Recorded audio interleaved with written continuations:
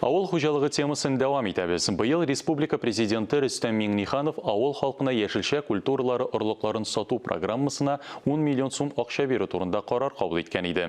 Әлеге программа буенча ауыл халкына орлыкларны һәм үсентеләрне бушлай бирү күздә тотыла. Тулырак киләсе язмада.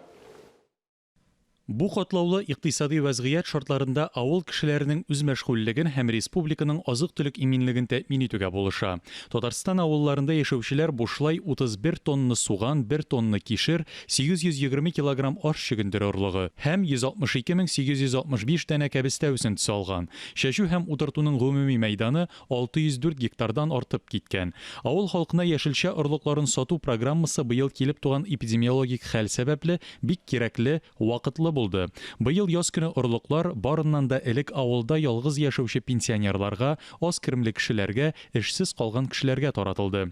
Әйтик, Әлки районы авыл җирлеге район кулланучылар кооперативы аша 1300 килограмм суган, 50 килограмм кишер, 55 килограмм аш чөгендере орлыгы, 6500 дәнә кәбестә үсентесе алган. Үстерелгән уңышны авыл халкы үзендә калдыра, артыгын кулай бәяләрдән район кулланучылар берлегенә тапшыра. Авыл халкыннан алынган уңышны авыл хуҗалыгы ярминкәләрендә саталар. Ярминкәләрдә быел Әлки районында яшәүчеләр тарафыннан үстерелгән 3 тонна ярым яшелчә сатылган.